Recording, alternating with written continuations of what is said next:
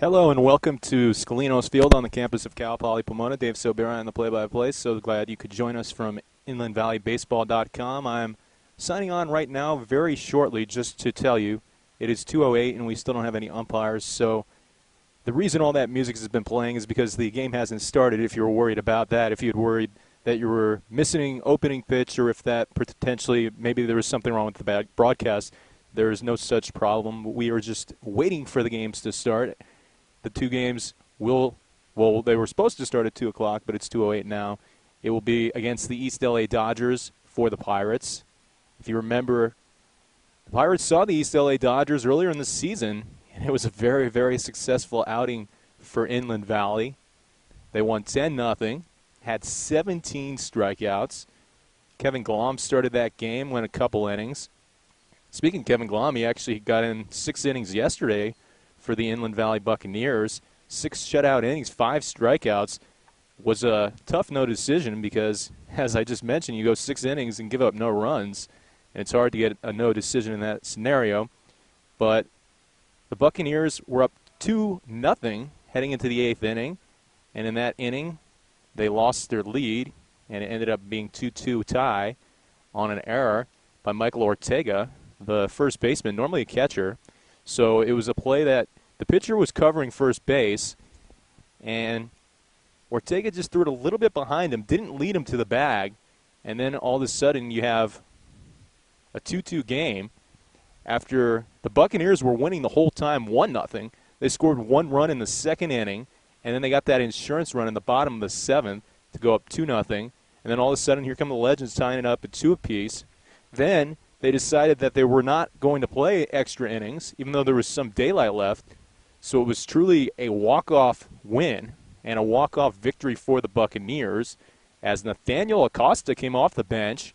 His first at-bat of the game is the game-winning RBI, and that's exactly how the Buccaneers won and went to 3-8 overall, still 2-4 in league play. Of course, the Pirates are 9-3 overall and 2-2 in league play, as we're still having a delay, so we're going to step away for a short time as we try to figure out what exactly is happening here with the umpire situation. But since you're listening now, I guess we will give you the starting lineups very quickly, and then we'll sign off, and we'll keep you updated on Twitter as to exactly what's happening in terms of when the game will actually start.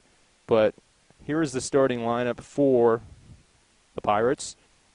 It'll be Nolan Henley in right field leading off. Jason Padlow at second, hitting second. Andrew Alvarez is the designated hitter, batting third. Alec Morbido is at first base, and he's in the cleanup spot. And the number 5 spot will be the extra hitter, Christian Kelly. Batting sixth, Fernando Escobar, the shortstop. Batting seventh, Jacob Bernardi, the center fielder. Batting eighth, Michael Johnson, the left fielder. And batting ninth is Anthony Virgin, third baseman. And I said but there's actually a 10th hitter because this is a non-league game, so you can hit 10 in non-league game scenarios. The 10th hitter will be Jimmy Mancia, the catcher. Mancia wearing number 62 today, as still no sign of an umpire, which we actually struggled with earlier in the season for the High Desert Heat versus the Inland Valley Buccaneers. A game that was supposed to start at 5, and the umpires didn't show up until about 5:48. I say about 5:48. No, it was exactly 5:48 because I remember exactly when we came back on and we started that game. And that was actually the first victory of the year for the Inland Valley Buccaneers, if you remember. And it was an 8-inning victory because the umpires decided it was too dark to finish the full 9. So it was almost like a rain game because of darkness. They decided that 8 innings was all it was going to be, and they finished it, and that's exactly how that game went. As I said, we have a delay here, and we'll keep you updated on Twitter as to exactly when this one's going to start. And hello, and welcome to Scalino's Field on the campus of Cal Poly Pomona. So glad we joined us here for this first game of the doubleheader as we are underway, 1-0 the count. Brett Early on the mound for the Inland Valley Pirates. Up at the plate is the leadoff hitter for the Dodgers, Aaron Chavez. So we had a little bit of confusion with the umpires as this one misses low. Oh, it's actually called a strike. And I believe that is Coach Gil Perez that is calling the balls and strikes with no umpires here right now. Here's the pitch. This one's swung on, line drive out in the center field. And now making the play out in right center field is Jacob Bernardi for the first out of the game. We'll give you the defensive alignment for the Inland Valley Pirates as well as the batting order for the East LA Dodgers. For the Pirates, it's Michael Johnson in left field, Jacob Bernardi in center, Nolan Henley in right, Anthony Virgin at third base, Fernando Escobar at shortstop, Jason Padlow at second, Alec Morbido at first, and Jimmy Mancia behind the dish. Here's the pitch from early. Nice breaking ball in there, and it's 0-1 to Brett Bonilla, the shortstop. Of course, Aaron Chavez led things off. Then it was Bonilla, Oropesa, Keenan, as this one's called strike 2, and it's 0-2. Gonzalez, Maris, Camacho, Pasica, Carter, and Padilla. That will be the lineup for East LA. As we mentioned at the top of the broadcast, this is the second game between these couple teams as this breaking ball is way out of the zone. It goes back to the backstop for a ball. 1-2 the count. Brett Early, so far this season, 7 1/3 innings pitched, 1-0 record, 9 strikeouts, 4.91 ERA. As he will get a new baseball, 6'2", 205-pound right-handed pitcher for the Pirates. This is the last game for a few days for Inland Valley. They are not back at it again until Saturday. So they're going to get the most out of today as this is called strike 3 on the inside corner. And that is the second out here in the first inning. As Brett Early has shown at times that he can really shut down the opposition. But also at times he's shown that he can be a little bit wild. And that is, something that obviously he's working to fix a little bit here this summer. Brett Early was part of that 17 strikeout performance against the East LA Dodgers earlier in this season. The Dodgers won 10-0. Late kicking here is the pitch. Fastball in at the knees. Called strike 1 to Jesse Oropesa, the designated hitter. Oropesa is a large left-handed hitter for the Dodgers. Going against, of course, the right-handed hurler, Brett Early, for the Pirates. Here's the pitch for Early, and this one misses low, and it's 1-1. Brett Early will be a junior next season at University of Laverne. Majors in mathematics. Here's the pitch. In at the knees, called strike 2, and it's 1-2. So we had a little bit of a delay for the umpires, about a 15-minute delay. Still none of them arriving yet, as this one is swung and missed, and he pulled the string on that one, did Early, and way out in front of it was Oropesa, and that is the second strikeout of the inning, and that will do it for the top half of the first. And at the end of 1/2 inning, it remains scoreless here at Cal Poly Pomona. And welcome back to Cal Poly Pomona for this game between the Inland Valley Pirates and the East LA Dodgers. This is the first of 2 here at Scalinos Field as Nolan Henley steps up to the dish for the Pirates, the leadoff hitter, and playing right field. Henley, of course, the teammate of the starting pitcher from University of Laverne, Brett Early. So the Leopard connection right there. Here's the pitch, squaring around, and now called a strike, and it's 0-1 to Henley. Nolan Henley is 5'11", 175 from the University of Laverne, as we mentioned, where he hit .293 this past season. They kicking here's the pitch. This one's in there for a strike from Adencine Fuesco for Cal State Dominguez Hills. On deck will be Jason Padlow. That breaking ball misses low. I think we might have had a little bit of technical difficulties there. That's why I paused for a second, but I believe we've fixed them now. As this one is swung on and missed, and that's strike 3, so that'll be the first out of the inning as Nolan Henley goes down on swings. And here comes Jason Padlow. Jason Padlow, his first at-bat of the day. Struggled so far this season, 0 for 8 on the season, so he hasn't had that many at-bats. He hasn't been to very many games, so he would love nothing more than to get off to a good start here today. Playing maybe 18 innings, as this is called a strike at the knees, and it's 0-1 to Padlow. Jason Padlow, 5'11", 200 pounds. A Bronco here at Cal Poly Pomona, so he should feel comfortable in that batter's box. And he swings at this one and rips it over to the shortstop. The shortstop knocks it down, fires a one-hopper over to first base, and he is called safe at first, is Padlow, as Bonilla did a good job of just knocking it down. As I mentioned, it was hit very hard towards the hole. and he tried firing to first, but couldn't make the play in time. Here comes Andrew Alvarez. Andrew Alvarez was actually the SCCBL Pitcher of the Week, as we continue to have our makeshift umpires, one from the Dodgers on the bases and one from the Pirates behind the plate. Here's the pitch. This one's in there on the inside corner for a called strike, and it's 0-1. Of course, Andrew Alvarez, 6'4", 230 pounds, headed to Houston Baptist next season where he'll be a junior. This past season played for Orange Coast College, as we have a pickoff throw over to first. Won a junior collegiate state championship over at Orange Coast College. So too did his teammate Espinosa on the Pirates. Here's the pitch. This one's swung off the edge of the bat. It's a slow roller over to the shortstop, Bonilla. Bonilla charging and fires over to first base in time for the out. So that'll be the second out of the inning as Jason Padlow moves up to second base and into scoring position. And here comes Alec Morbido, the first baseman. Alec Morbido batting .227 on the season, 7 runs scored, 5 RBIs for the Pirates.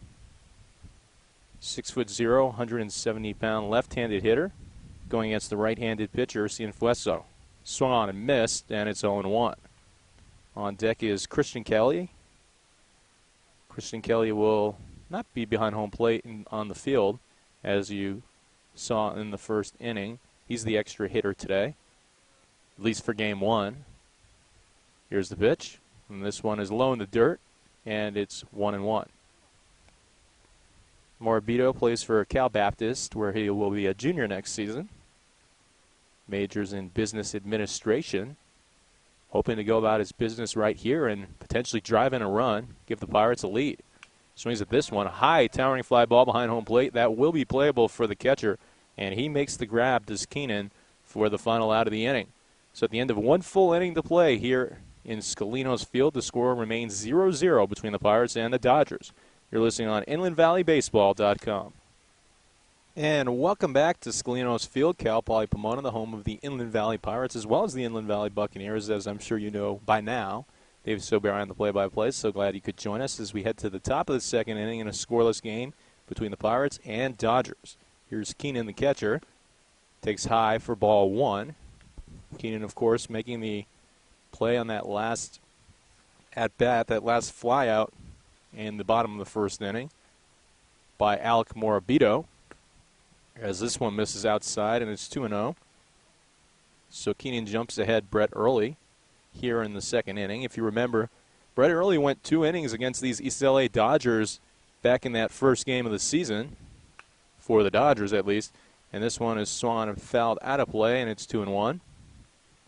He went in the 8th and 9th inning, and he struck out the first 5 batters he saw, and then the 6th batter he had a 2-strike count on, and the 6th batter hit a little nubber off the edge of his bat right back to Brett Early, and he fired an absolute rocket down to first base in frustration, as this one misses high for ball 3, and it's 3-1, so a hitter's pitch to come for Keenan, the catcher. And he was just, noticeably frustrated that he really potentially could have had 6 strikeouts against 6 hitters in that game. Here's a pitch for Early, swung on and missed, and that's strike 2. So it's now a full count here for the catcher going against, of course, Brett Early.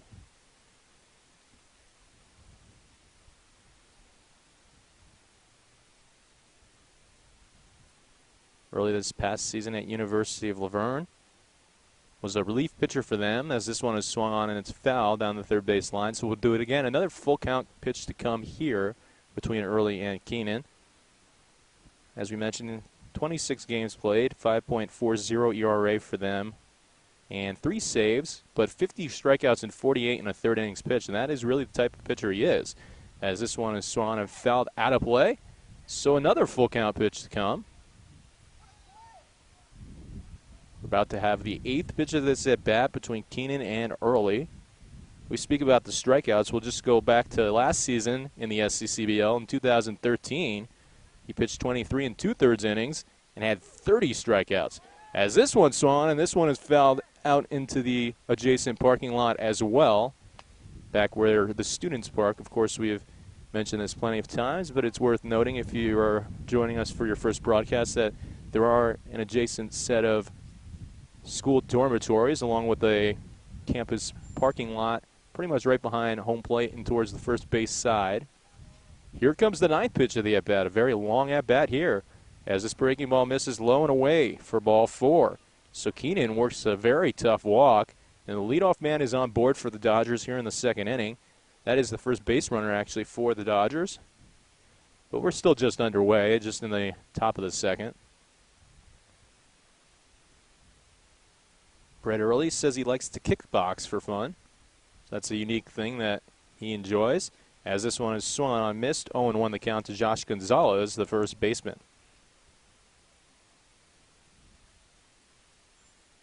Brett Early's hometown is Chino, and when we talk about it, a lot of these guys played for Chino Red in the Connie Mack when they were younger, before going to college, as this fastball misses high for a ball, and it's 1-1.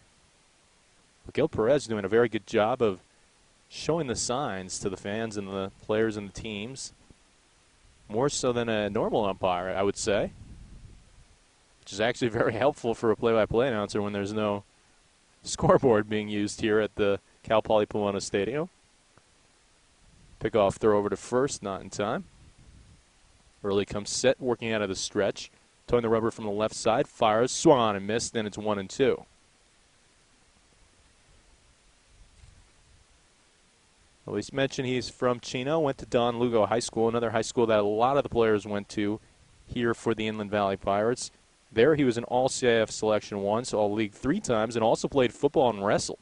So 3 sports stars. This one is swung on. It's a shallow fly ball to the outfield, running in about 20 feet, and making the grab is Jacob Bernardi for the first out of the inning. So Bernardi covering a lot of ground out there, showing you why he is a good center fielder. As Dino Maris comes to the plate, the third baseman for the first time today. This is the white team for the East LA Dodgers, which is what we were told earlier in the season is their number 2 team. Here's the pitch. This one's swung and driven a mile high to deep left field. Ranging over to his right is Michael Johnson, and he'll make the play about 10 feet or so away from that foul line in left field. So that'll be the second out, both of the fly-out nature here in the second inning.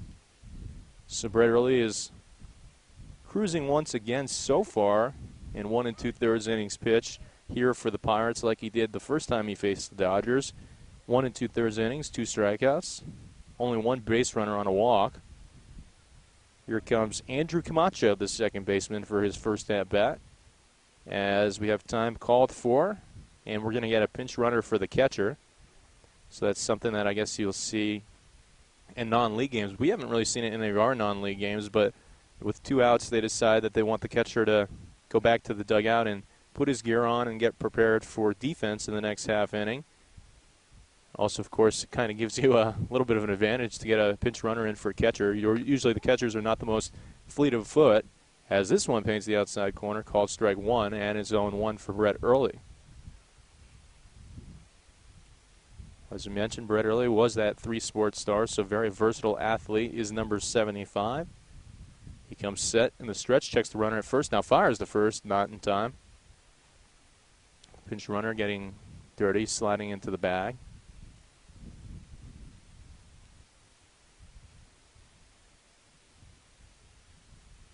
Here's the pitch from Early. Fastball that misses high for a ball. Oh, actually, the first pitch was called a ball, so it's 2-0.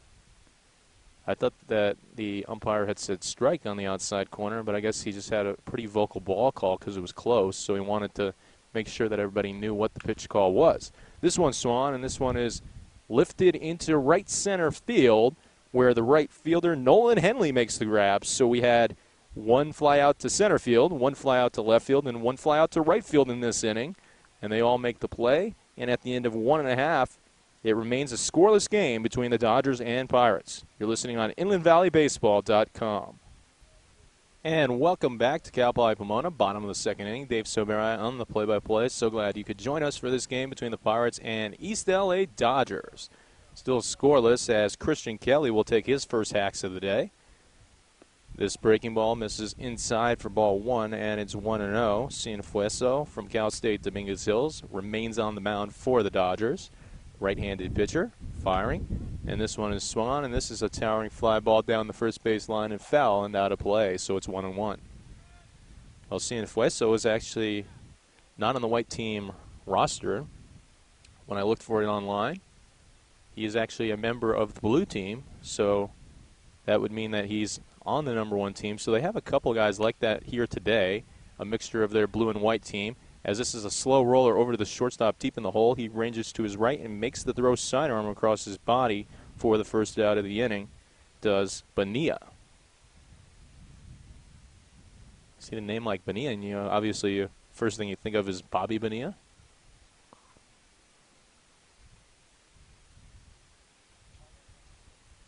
Very solid Major League Baseball player. Here's the pitch. Fastball low. Actually called a strike, and it's 0-1 to Fernando Escobar. Escobar's had a very solid season so far for the Inland Valley Pirates, batting at a .375 clip. As this one misses outside for ball 1, and it's 1-1 to number 1 on the Inland Valley Pirates. Fernando Escobar, 5'10", 165. One of 4 San Francisco State Gators here on this team. This one's a breaking ball in the dirt, and it's 2-1. If you recall, he was also a member of a Fullerton College team that ended up making it all the way to the state championship at the junior collegiate level. As this one is swung on and fouled out of play down the third base line and into the trees over there down that third base line. That year they were the state runner-up in the junior collegiate level was Fullerton College.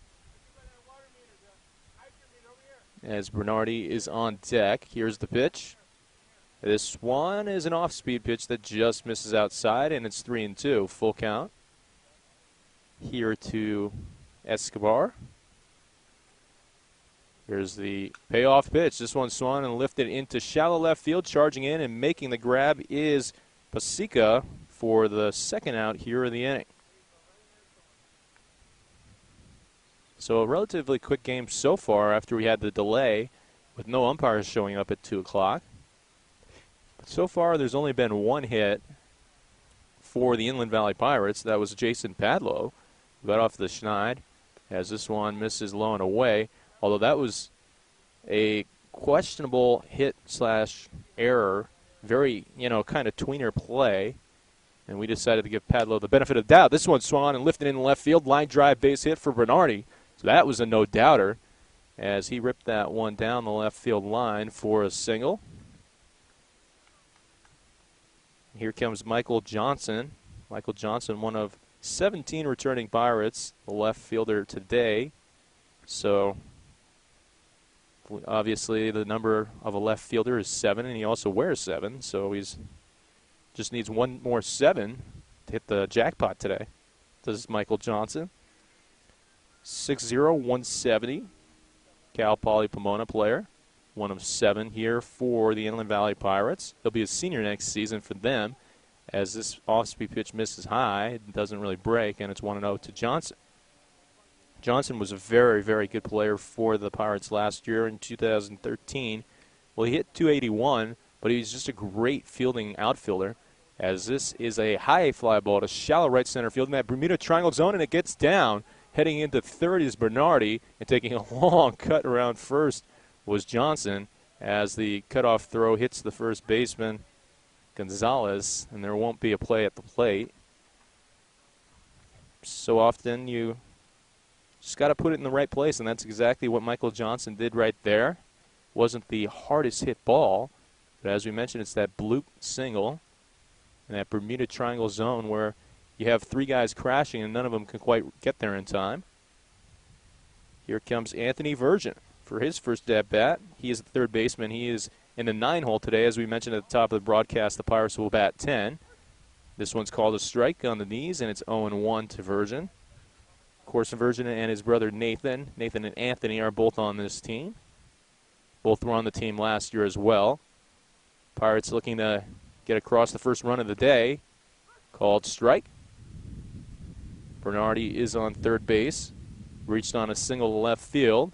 He advanced to third, on the single to shallow right center by Michael Johnson, who remains on first. He's off with the pitch, is Johnson, and he will steal second base with no throw.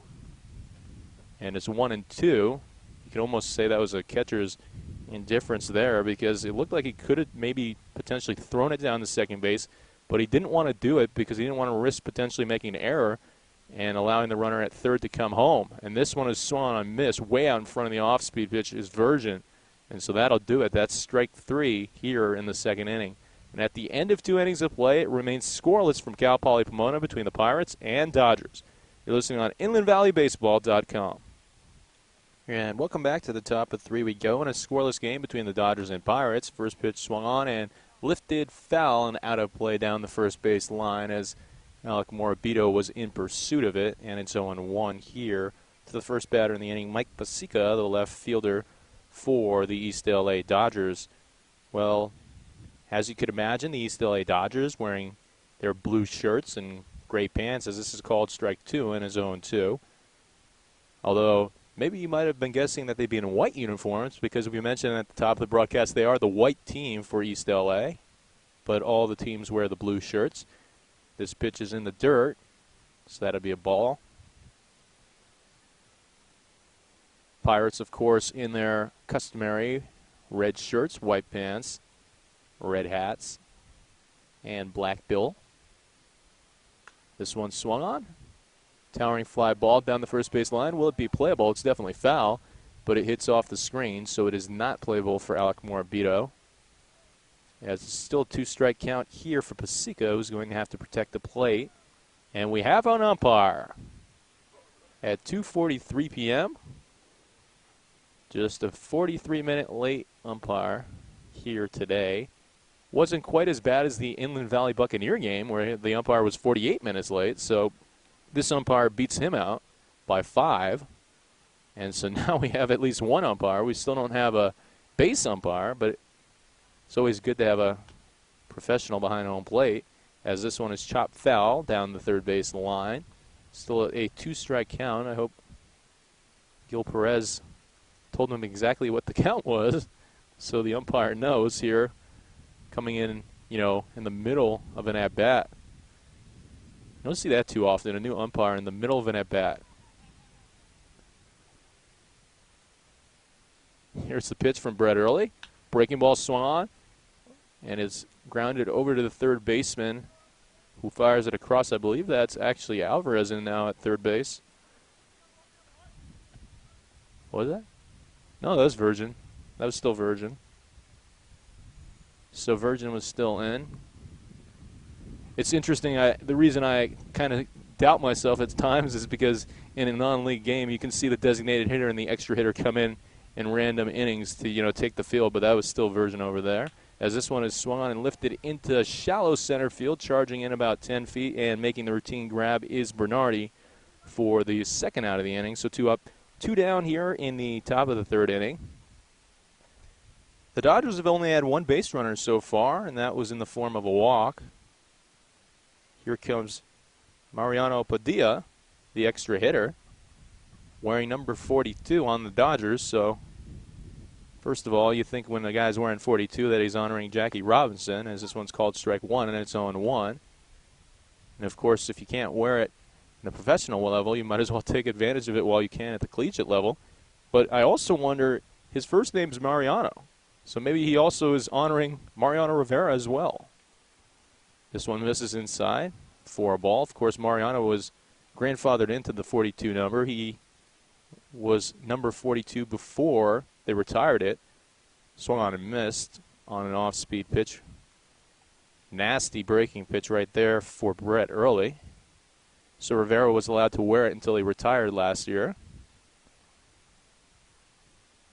Here's the 2-strike pitch from Early way in the dirt, and I believe he went. Let's see what the home plate umpire says. And he appeals down to the first baseman, Alec Morabito, called him out. Man, too bad there wasn't a base umpire because it looked like he did go, but it doesn't matter because he swings and misses at this one, and down goes Padilla. That'll be the 3rd strikeout in 3 innings pitched for Mr. Early. I wonder if his day will be over after 3 very, very good innings. We'll see what happens when we come back in the 4th inning. Welcome back to Cal Poly Pomona as we head to the bottom of the 3rd inning. Jimmy Mancia is the batter, and he swings at the first pitch and bounces it foul down the third base line past the outstretched glove of Mares, who laid out for it. That was very close. I'm surprised that Jimmy didn't race down the first baseline a little bit more than he did. He kind of just stayed in the batter's box. But I guess he knew as soon as he hit it that it was going to be foul. Nolan Henley is on deck. He's the leadoff hitter. Here's the 0-1, and it misses inside, and it's 1-1.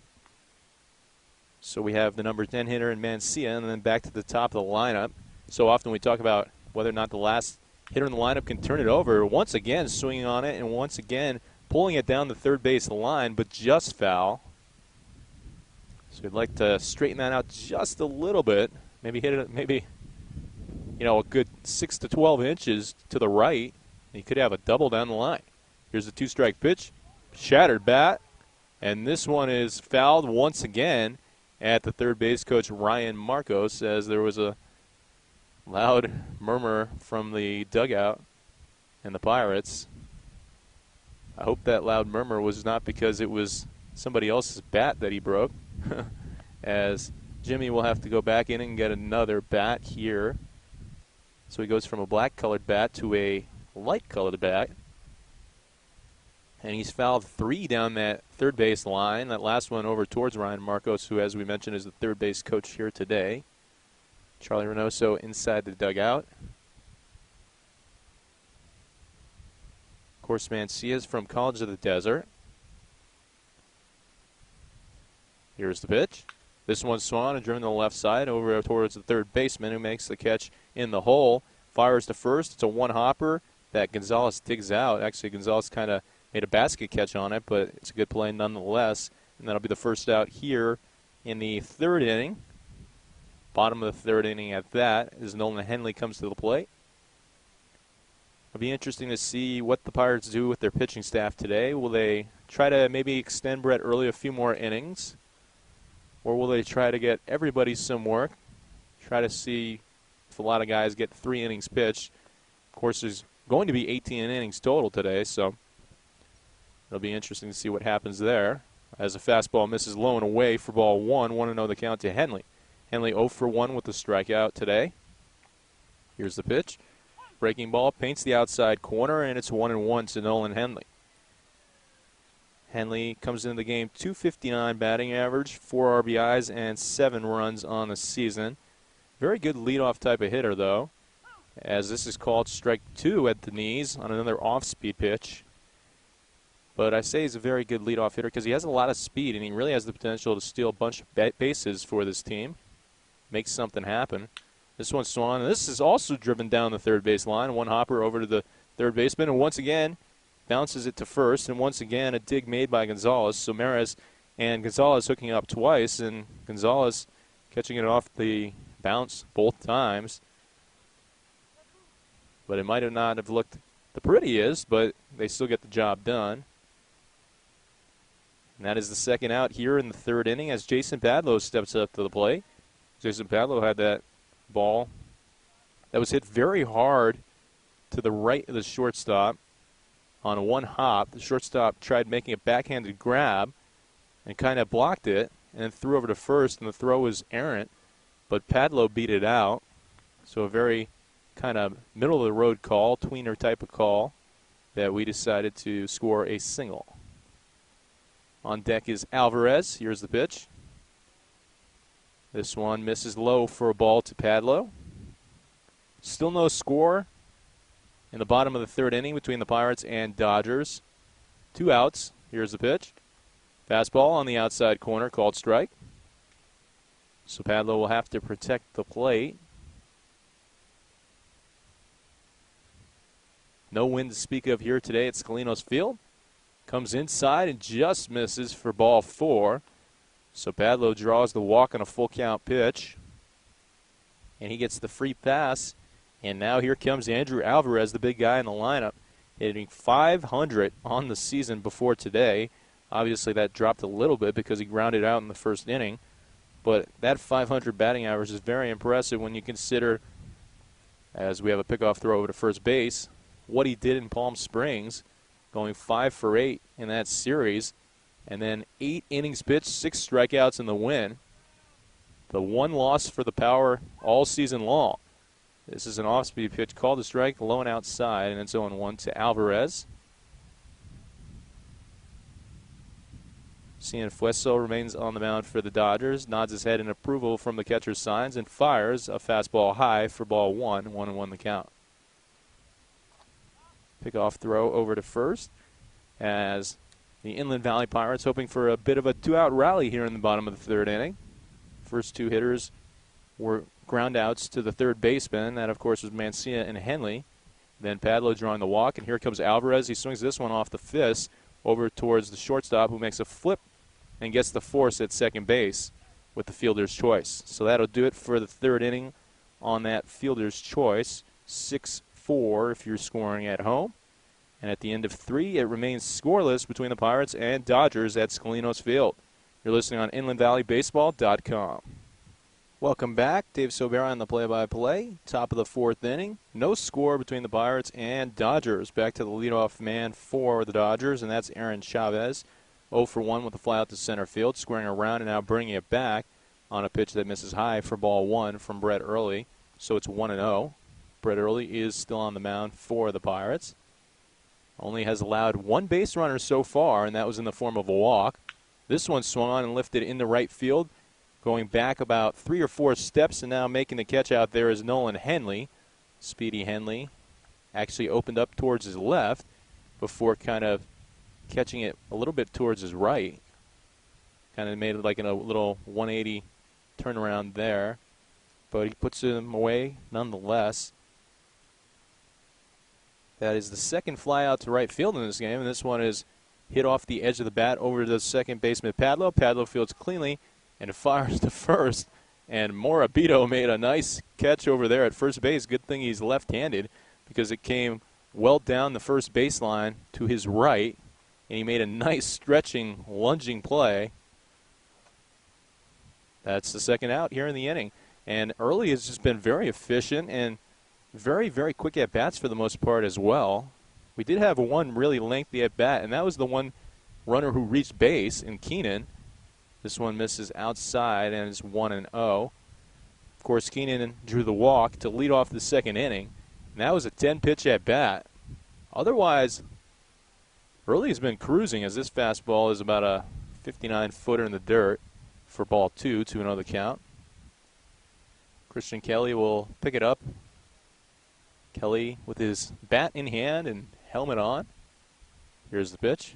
Fastball misses low and inside, so ball 3. And this is what we talked about. At times, Early can really be dominant on the mound, but at times all of a sudden he maybe loses focus a little bit, maybe loses intensity a little bit, and all of a sudden starts walking people. Leg kick, and here's the pitch. This one's right down Broadway. Taking it all the way was Jesse Oropesa, the designated hitter, and it's 3-1. Oropesa is 0 for 1 with a strikeout.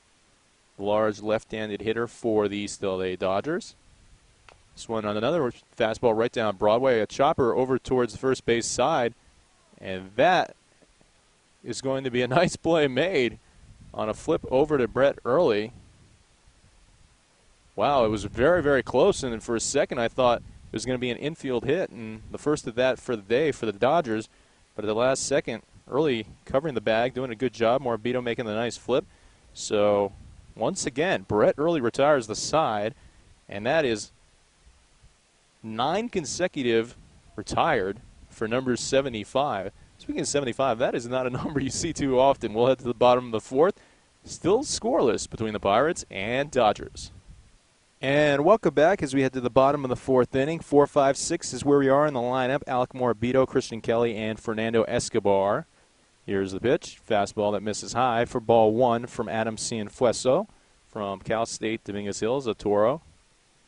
See a lot of Cal State Dominguez Hills players in the SCCBL as this one swung on and missed, and it's 1-1. Particularly on the Long Beach Legends, who are not in the league anymore, actually. They moved, of course, to the Orange County Collegiate League. In fact, That was who the Buccaneers beat yesterday, but they beat the version of the Legends that was always in the Orange County Collegiate League. This one misses low and away, and it's 2-1 to number 2-1. Blackjack, Alec Morabito. On deck, of course, is Kirsten Kelly.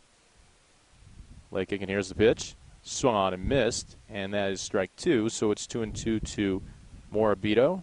He will walk around in the batter's box and now dig back in. Didn't really like the swing, I guess, because it was a fastball that was well out of the zone, high and away. This one, though, misses outside for ball 3, and we have a full count pitch here. Payoff pitch to come between Morabito and Cienfuegos. Here's the pitch. Swung on and missed, strike 3. So down goes Morabito. That'll be the first out in the 4th inning of a game where it has been very, very hard to reach base. Only 3 base runners for the Pirates and only 1 base runner for the Dodgers so far. The 3 runners for the Pirates were Padlo, who reached on a single. This one's in there for strike 1 to Christian Kelly. Also, Michael Johnson with a single, Bernardi with a single, and Padlo did reach again with a walk, so there were 4 base runners. Swung on and missed 0-2 to Christian Kelly. Christian Kelly, just a very, very solid backstop and one of the probably best catchers you'll see, not just in the SCCBL, but in any of the California collegiate leagues, as this was a purpose pitch that was out of the zone for ball 1, 1-2 the count. Of course, a returning player with the Pirates, hit .296 last year, .405 on base percentage, as this breaking ball misses low and inside, and it's 2-2. How's he doing this year? Well, this year he's .462 with the Pirates, 7 RBIs and 3 runs. Swings at this one, high towering fly ball that will make its way out of play down that first base line. So we'll do it again, another 2-2 pitch to come to Christian Kelly. On deck is Fernando Escobar. Escobar has been a solid addition to the Pirates, one of many. Of course, Andrew Alvarez, who was the pitcher of the week, another great addition to the Pirates this year. Another towering fly ball, lifted foul down the first base line, and making the grab out there is Gonzalez for the second out of the inning. So 2 up, 2 down here in the inning for Adam Cienfuegos, the pitcher for the East LA Dodgers.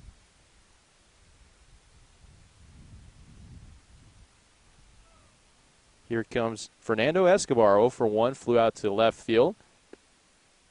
Off-speed pitch in at the knees, called a strike, and it's 0-1. Still no score if you're just joining us here at Cal Poly Pomona, as this one misses inside for a ball. And it's 1-1 to number 1.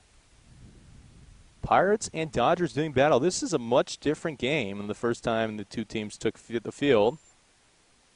On the East LA Dodgers home field, swung on and missed at an off-speed pitch, and it's 1-2 to Escobar. Of course, that first time, we mentioned it earlier in the broadcast, but it's worth mentioning again. It was 10-0. The Pirates won, had 17 strikeouts en route to that 10-0 victory. Chopped to the right side by Escobar, 2-hopper over to Camacho. He handles it and fires the first in time, and that will be the final out of the inning, and we do have a base umpire now. So both of our umpires have arrived here in the 4th inning of Game 1. And so that'll do it for the 4th inning. Still no score between the Pirates and the Dodgers. You're listening on InlandValleyBaseball.com. And welcome back as we head to the top of 5. Still no score between the Dodgers and Pirates. Still on the mound is Brett Early, the talented right-handed pitcher for the Pirates, who has only allowed 1 base runner today, and that was a walk. So something special is in the making so far after 4 innings. Here is the lay kick and the pitch, and this one misses high and in for ball 1 to the catcher, who is the only base runner of the day for the Dodgers. That is Keenan. He drew that walk on a 10-pitch at-bat in the 2nd inning. It was a major duel. Big breaking ball in there, called strike 1 on the outside corner. And that's something that Early really can do. He really mixes up his pitches well, particularly his off-speed pitches and breaking pitches, and breaks them off in the 12-6 variety very often, as we have a little bit of a delay here at home plate because the catcher, Keenan, is tying his shoes. The catcher for the Dodgers, of course. 1-1 the count. Here's the pitch. Swung on. High fly ball to right field. Will that make its way out of play? Yes, it does, and it's 1-2 as Nolan Henley was in pursuit of it, but kind of pulled up when he realized that it would get out of play. Beautiful, picturesque setting for baseball. It's Cal Poly Pomona. Just some nice scenery with all the trees in the outfield. Here's the pitch from Early. Big breaking ball lifted into right field. Ranging over to his left towards the foul line is Henley. He tries to make a diving catch, and he can't make it. He fires now to second, and that will probably go down as the first base hit of the day in the form of a double for Keenan. So Keenan gets the better of Early both times. That was a very close play that, as we mentioned, Henley tried laying out for it and making a diving grab to his left right on the line and just couldn't pull it in, as the dugouts actually asked him if he's okay because he looked a little bit like he was hurt. He did throw it pretty hard into second base but couldn't make the play, as the Dodgers now have a runner in scoring position here in the fifth inning, and Josh Gonzalez at the plate. He swings and fouls into the first base dugout, and it's 0-1. Gonzalez flew out to the center fielder, Bernardi, in his previous at-bat in the second inning. Well, we'll have to get word with the official scorekeeper, but I think the official scorekeeper would be myself, as this one swung on and missed, and it's 0-2. And that's more often than not a type of play that you're going to rule a hit, because Henley had to cover a lot of ground just to even get in the area, and then had to make a spectacular diving grab to make the catch. Here's the pitch from Early. This one is once again lifted into shallow right field and over the head of Morabito, and that is definitely a no-doubt base hit, and in comes a run to score. And just like that, the Dodgers take a 1-0 lead on an RBI single by Josh Gonzalez. So all of a sudden, for 4 innings, Early had allowed no hits, gives up 2 in a row here in the fifth inning. And the Dodgers lead 1-0. They already have more runs than they scored the first time these two teams played. They were shut out the first time. Fastball swung on. High fly ball. Alec Morabito in foul territory makes the catch, so that'll be the first out here in the fifth inning. But the Dodgers now do have the 1-0 lead here at Cal Poly Pomona. So the Pirates will have to come from behind and try to win this game.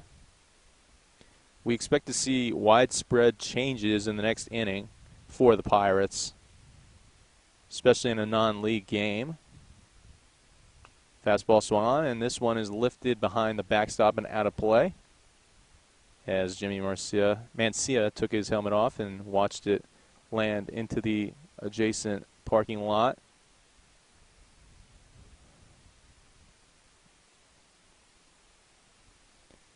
Early working at a stretch, towing the rubber from that left side, checking the runner, now fires. The runner goes, swung on a miss. It was a hit and run.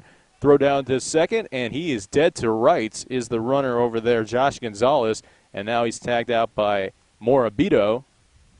So Mancia fires down to second base and had him dead, and he decided he didn't want to try to slide into there, and he is caught stealing. Here's Gonzalez, so that'll be the second out of the inning.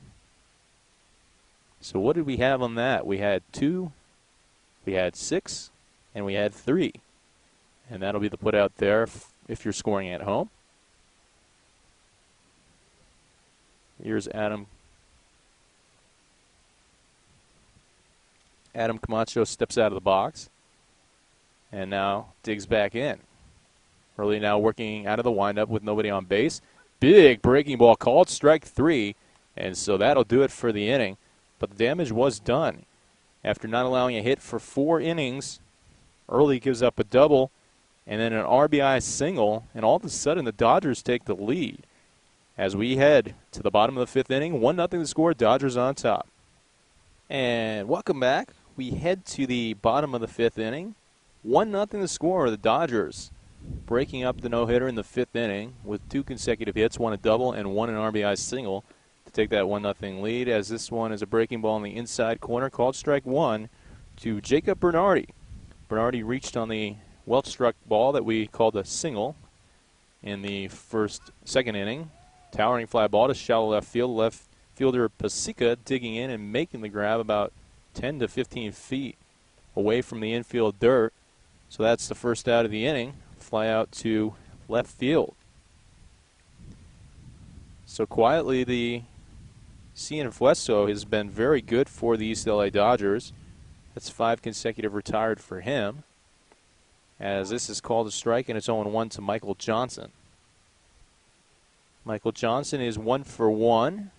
Cracked a single to left field and then stole second base. Scoring around and now bringing it back is Johnson, but it was called a strike at the plate anyways. And it's now 0-2. And we talked about how Ryan Marcos was the third base coach earlier in the game. Now Charlie Reynoso's out there. So as this game goes on, I guess Charlie wanted to go out to third base and try to take advantage of his managerial expertise. Wanted to maybe take matters into his own hands. Swung on and missed. Strike 3 for Michael Johnson, and that is the second out of the inning. And so down goes another Pirate here, and that is the 6th consecutive Pirate to be recorded an out on. And here comes Anthony Virgin. Virgin 0 for 1 with a strikeout.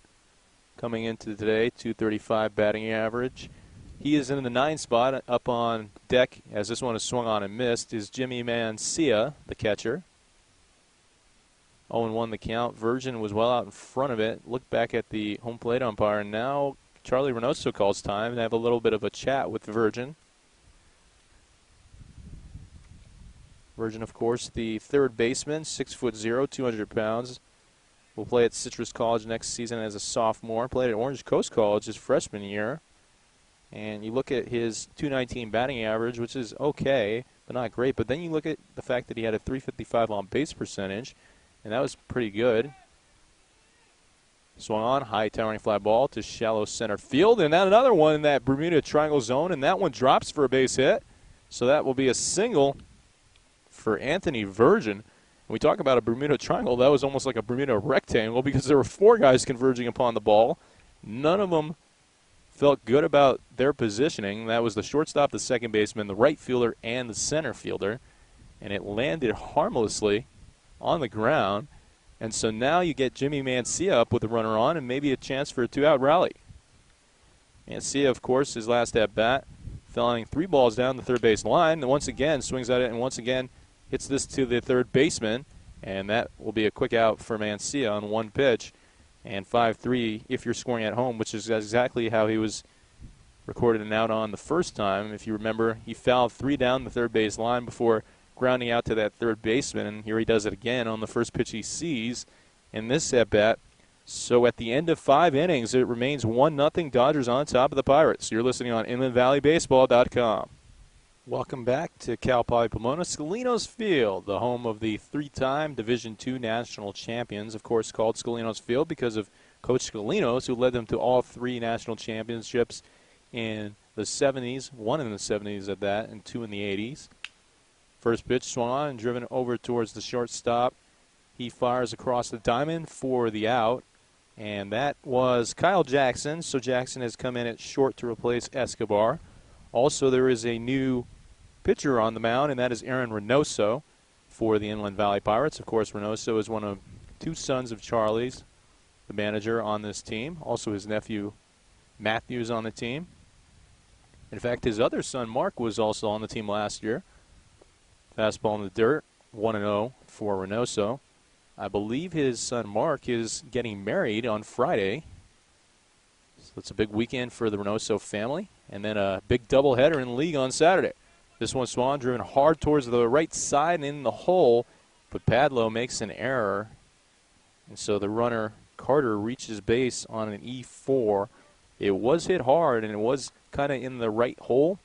But Padlo got there with more than enough time and kind of tried to pick it really quickly and sling it over to first. But you have to catch it before you can throw it, and that's not exactly what he did there. As we mentioned, there's the new shortstop. That's Kyle Jackson. Also, there is a new catcher, and that is Christian Kelly. We had a hit and run, and now a throw down to first base, and what a throw by Christian Kelly, and he is dead to rights, gone is Carter. And that was just kind of, I'm laughing because it was kind of like, almost like it was a joke. It was a hit and run, so the hitter, Padilla, was supposed to make contact with it, and the runner was caught about, maybe a third in between first and second base, and he decided, since he was closer to first, to try to head back to first, and Kelly just threw an absolute laser down to first base, and there was literally nothing he could do, as this is an off-speed pitch swung on and missed for a strike for Padilla. Of course, Aaron Reynoso, one of those 17 members that returned here with the Inland Valley Pirates in 2014. Sidearm throw right back at the pitcher, and actually he pulled up on it, but the shortstop now makes a throw to first, and it gets by Morabito, and digging in the second is Padilla. Wow, we had a lot of things going on that play.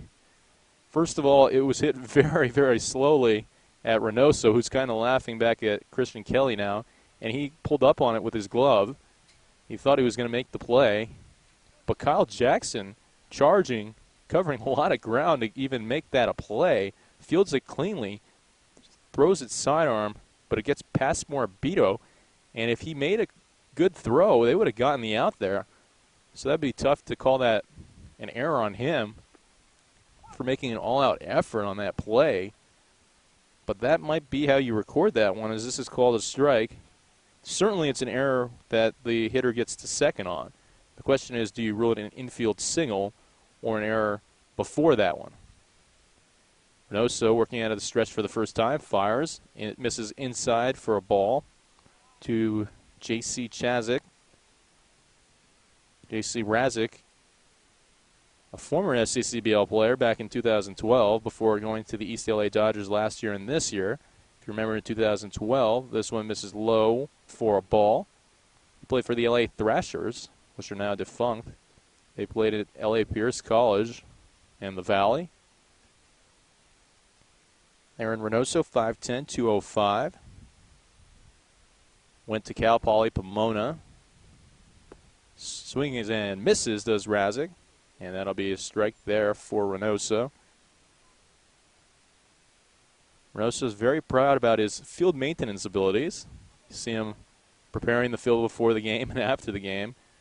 Does a very good job and takes it very seriously. In fact, one of the last games that I broadcast, he actually did all the maintenance before the field, and then he started the game. At least today he got to rest a little bit before coming in the sixth.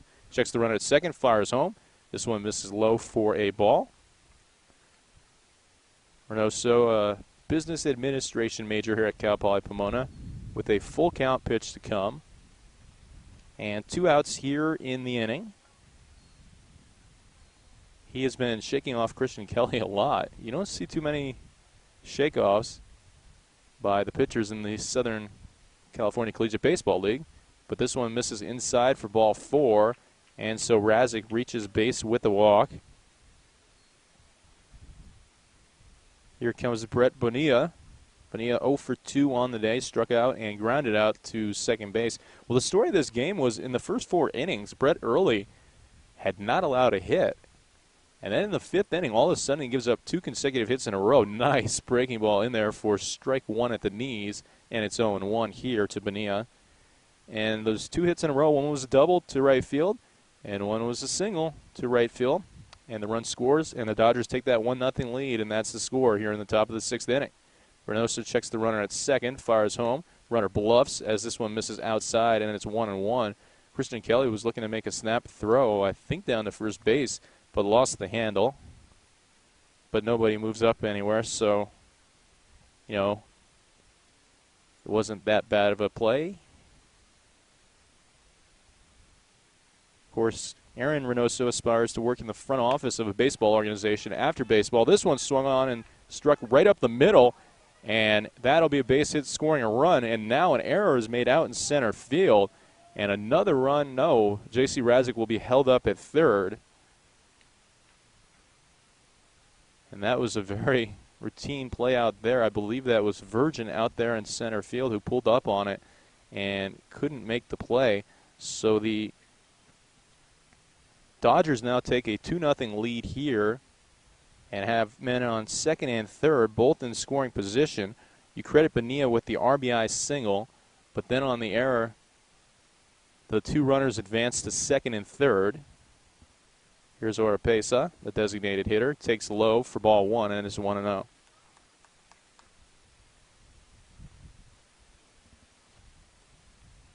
He is 0 for 2, grounded out and struck out today.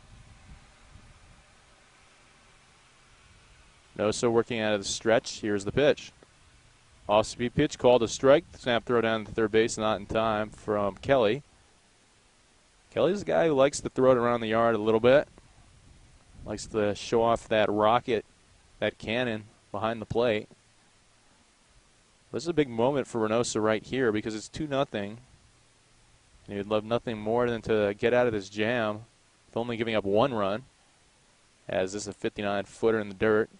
And the hitter, Oropesa, tells his runner on third to hold up because Kelly made a nice glove save.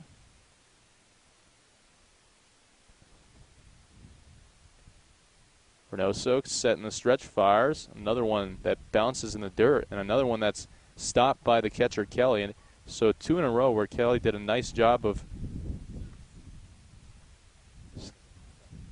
stopping it. As we just got a few subs for the LA Dodgers, East LA Dodgers at that. And Razik was the one that we already called that we saw. So that was the only change we got there. And we already had seen it. And this one misses outside for ball 4. Bases full of East LA Dodgers here in the 6th inning. It was scoreless after 4. In fact, the Dodgers hadn't even had a hit after 4. Then all of a sudden, 2 hits in a row, a double and a single, and it's 1-0 Dodgers. And now here in the 5th,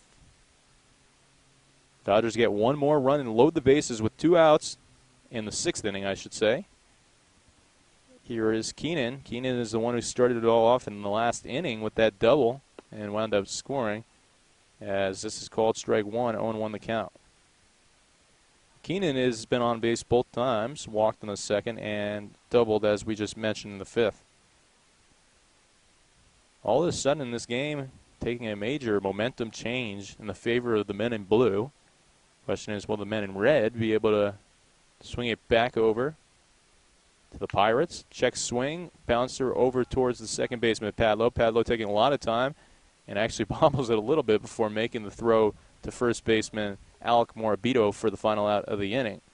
So 4-3 on that put out. Only 1 run scores, but now the Dodgers are ahead 2-0 as we head to the bottom of the 6th. You're listening on InlandValleyBaseball.com. Welcome back. We head to the bottom of the 6th, and Johnny Reynoso is up for the first time today, as we have a new left-handed pitcher. This one swung and fouled down the third base line. 0-1 the count to Reynoso. The new pitcher is Ciorda, number 16 for the East LA Dodgers, a southpaw. On deck is Jason Padlo for the Pirates, so he'll remain in. So it's interesting just kind of how the way things broke out, that the Dodgers brought out a left-handed pitcher here in the bottom of the 6th inning, and Johnny Reynoso, left-handed hitter, will face him. So lefty on lefty crime here, as this one is swung on and missed, and it's 0-2. Slow off-speed pitch that Reynoso was well out in front of. Johnny, of course, going to West Texas A&M next season, where he will be a junior, 5'11", 185 pounds. Swings at this one, and this one once again is fouled down the third base line. Making good contact with it both of those times on the foul ball, though. So you just like to see him straighten it out. See if maybe the Pirates can get a leadoff man on board here in the 6th inning as they trail 2-0 to the East LA Dodgers. The Dodgers getting 1 in the 5th and 1 in the 6th. Late kick, and here's the pitch. Checks his swing and held up did Reynoso, and it's 2-2. Well, with 2 umpires, it's kind of hard to check down on a left-handed hitter because, of course, the base umpire is at first base because that's where the plays are going to be. Swung on and driven straight back up the middle. Ranging to his left is the shortstop, and it gets past him, and that'll be a base hit for Reynoso. So Johnny Reynoso comes in and singles in his first at-bat as the dugout's starting to chatter a little bit here for the Inland Valley Pirates. That was cracked up the middle pretty hard. We saw the shortstop, Bonilla, covering a lot of ground, and it looked like maybe he might be able to potentially try to make a diving grab, but he was not able to even try to attempt to dive for it because it was just struck so hard straight up the middle. Called strike, 0-1 the count to Padlo, who is 1 for 1. Also walked in the third inning. If you recall, he had that rocket that he hit over towards the shortstop deep in the hole in the first inning, and that was his single. This one swung on and fouled out of play down the first base line, so it'll be 1-1 here to Jason Padlo. Well, Jason Padlo finally got off the schneid. He was 0 for 8 coming into today and got his first base hit. And then also got a walk, so productive day for Padlo, the 5'11", 200-pound right-handed hitter. Pickoff throw over to first, not in time. We talked about it, but he's another Cal Poly Pomona guy. Had a very good batting average with them his freshman and sophomore years, as this one is fouled out of play down the right field line. So that'll be a 2-strike pitch here for Padlo. He had a .328 batting average here this sophomore year, and in his freshman year, a .326 batting average. In his freshman year, he actually received all-conference honorable mention honors. Another player who just has athletic bloodlines. As we have a pickoff throw to first. His father, John, played minor league baseball in the Giants farm system. His grandfather played in the Yankees farm system. Both are currently scouts in both of those teams' farm systems, as this one misses outside for a ball. Good plate discipline shown there by number 9, Padlo. And last but not least, his brother Kevin. He just committed to University of San Diego. So 4 very talented baseball players in the Padlo family. As Jason will have to protect the plate with a 2-strike pitch.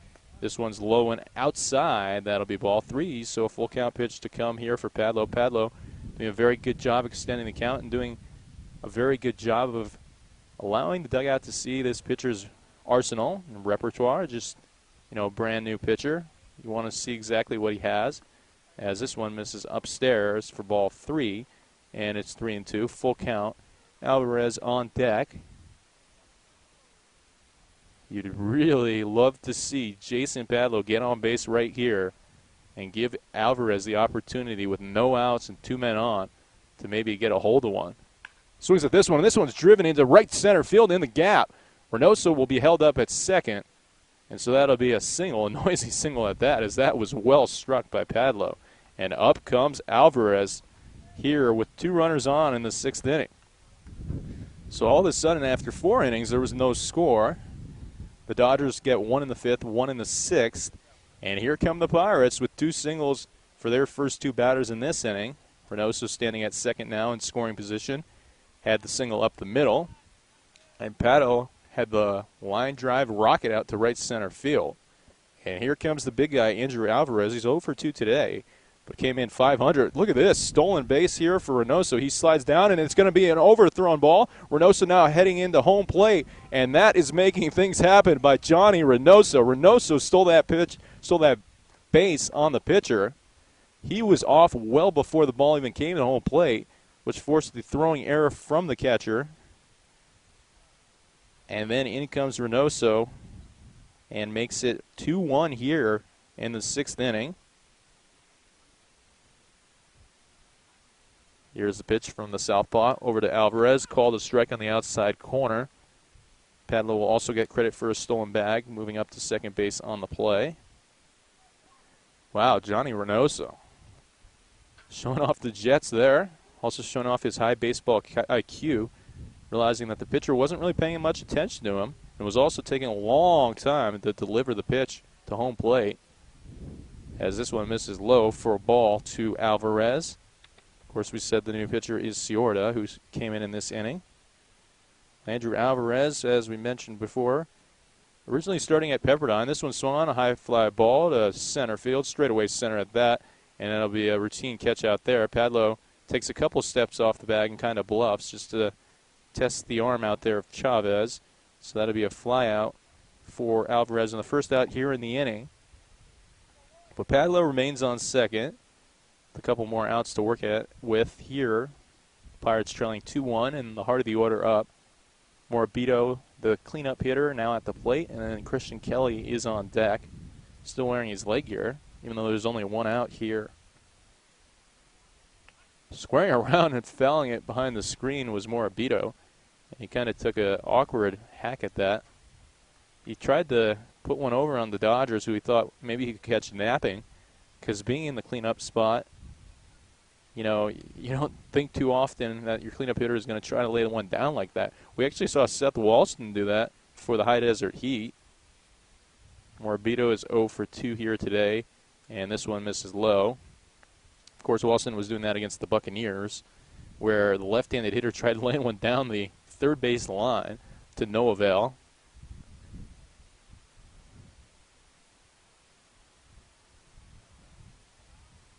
Lay kick, and here's the pitch. Fastball misses low for a ball to Morabito. Morabito from Yucaipa. Went to Yucaipa High School, where he was a two-time first-team All-League selection. Had more than one strikeout per inning pitched. Also had a very good .321 batting average his senior year. Called strike 2 to Morabito. Not quite, it looked like a good pitch, but Morabito didn't look like he really liked the call.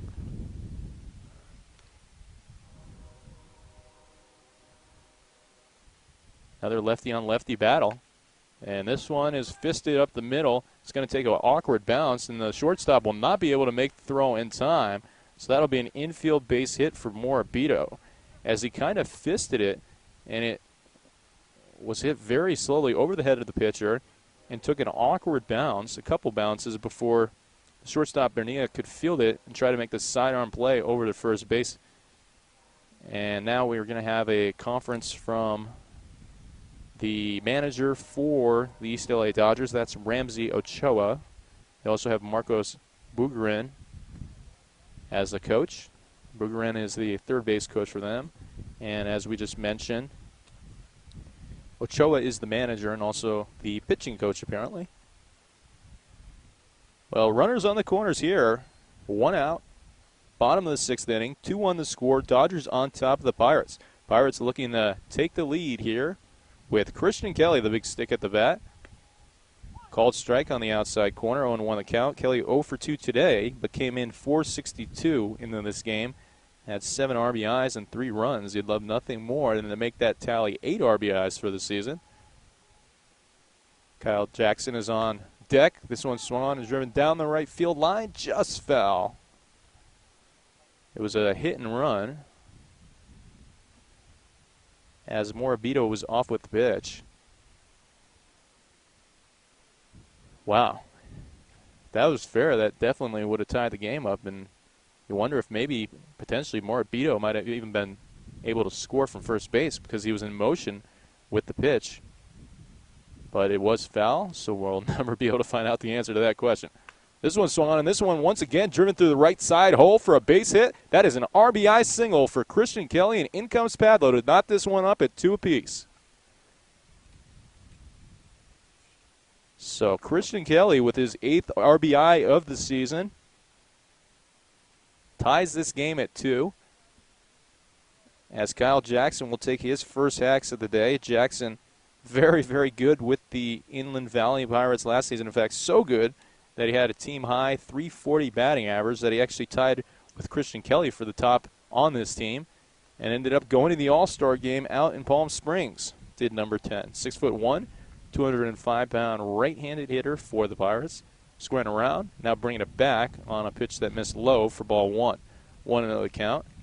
Well, it's interesting to see that the Pirates might be thinking of a potential sacrifice situation because there is 1 out. If you lay the sac bunt down, you do get 2 runners in the scoring position, but the problem with that is that there will be 2 outs. Time called for, as Christian Kelly will be pinch run for. I believe that's something that the Dodgers and Pirates agreed upon beforehand, that they could just freely pinch run for the catchers. So Fernando Escobar is now on base for the Pirates. This pitch misses outside, and it's 2-0 to Kyle Jackson. Kyle Jackson plays for Chaffey College. As a freshman there, 34 games, .370 batting average, first team All Foothill Conference. And on top of that, he won a Gold Glove.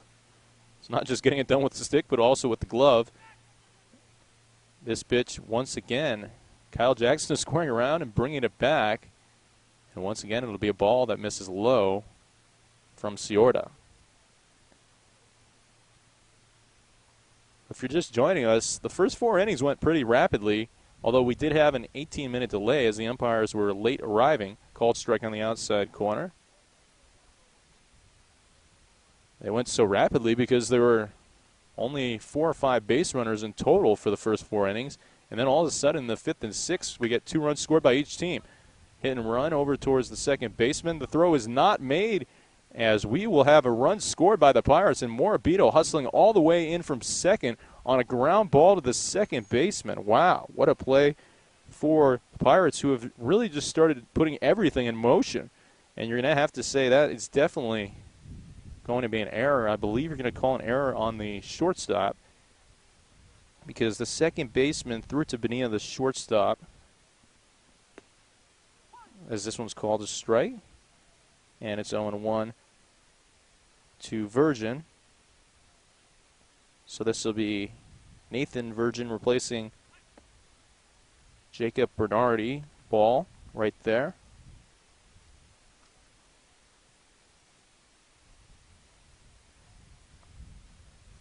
Let's figure this one out. So we're going to say that's a RBI no matter what, even though it was an error. Squaring around, and now bring it back is Virgin, because there was only 1 out in the inning. So even if the play was made, the force out was made to second base, that would be an RBI, because there'd be 2 outs, so you'd get the job done there. So it's 3-2. Go ahead RBI by Kyle Jackson, as this pitch misses low to Virgin. Nathan Virgin, 6'0", 180 pounds, headed to Cal State Monterey Bay, where he'll be a junior next season. Played for the Citrus College Owls as a freshman and sophomore and put up great stats with them. Called strike 2. Hit .350 this past year as a sophomore and was the second-team all-conference selection, and hit .370 as a freshman with them. Of course, he is the younger brother by about 11 months to Anthony. Anthony, the older brother, who started in this game at third base. This pitch misses low in the dirt, but it doesn't matter, as the runners were off on a full count pitch, and the ball bounces, and that'll be ball 4. So Nathan Virgin reaches as the bases are full of Pirates. Here comes Michael Johnson to the plate. He's 1 for 2, singled in the second inning and struck out in the 4th inning. Only came in the game 167, but hadn't played that much. So it was, like a 1 for 6, 167. So you see him go 1 for 2, and maybe if he goes 2 for 3 here today, that average will skyrocket. As Nathan's brother Anthony is on deck. Here's the pitch. This one called a strike on the outside corner. It looked a bit low, but it's called a strike, and it's 0-1 here. Still 1 out, and 3 runs in for the Inland Valley Pirates in this inning. They fell behind 2-0 and respond with 3 here in the inning. This pitch is low and away for a ball. On third base is actually Fernando Escobar, who came in as a pinch runner for Christian Kelly. He is just trying to pepper that black on the outside corner, and he did it right there for strike 2 to Michael Johnson. At second base is Kyle Jackson, who had the RBI ground out. And then on first base is Virgin, who walked. 2-strike pitch, swung on and missed, and that is strike 3. So down goes Johnson for the second time of the day, swinging. And here comes Anthony Virgin. Virgin is 1 for 2, singled in the 5th inning and struck out in the 2nd inning. Well, this is really a big moment for Anthony Virgin to break this game open if he can. Pirates came in this inning trailing 2-0. Called strike on the outside corner, 0-1 the count. And they get 3. And you started with the top of your order. You're all the way down to the number 9 hitter right here. So 9 batters coming up in this inning. 1-1 the count as the fastball misses outside. You'd maybe say you hit around the lineup, but of course the Pirates are batting 10 in a non-conference game. So to hit around the lineup, you got to go to one more guy, and that'll be George Ortega. If he does come up, foul tipped off the catcher's protective gear, and it's 1-2. Johnny Reynoso will pick up the loose ball and give a little smile to somebody in the crowd. 1-2 offering. Here it comes. This one misses low and away, and it's 2-2 to Anthony Virgin.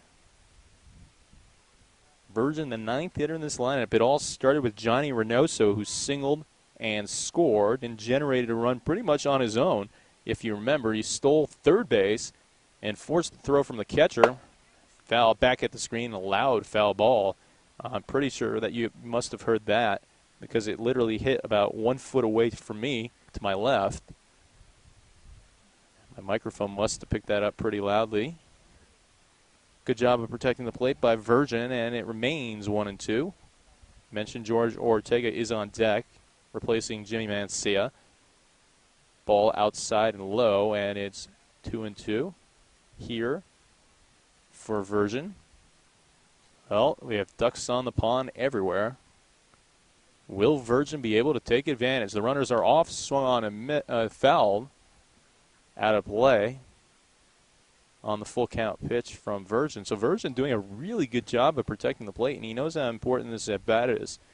Not just maybe for this game, but maybe as the season goes on to really prove himself as one of the big hitters on this team. Swung on, line drive down the right field line, slicing fair. It's fair. It lands in fair territory. In comes Escobar. Jackson's in.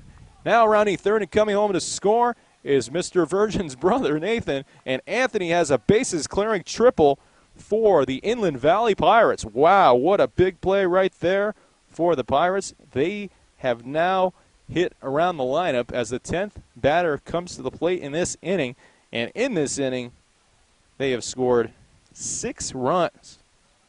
So all of a sudden, after not scoring a single run in 5 innings, you get 6 in this inning. Wow.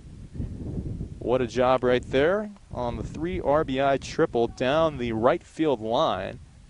It looked like it was slicing foul from my vantage point, as this one misses outside for George Ortega.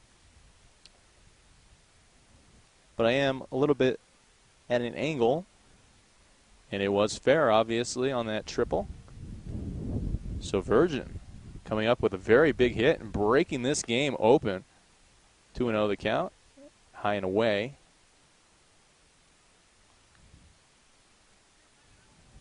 When you look at the box score, it's kind of crazy if you consider that the first 4 innings were just so quick and no runs allowed by either team.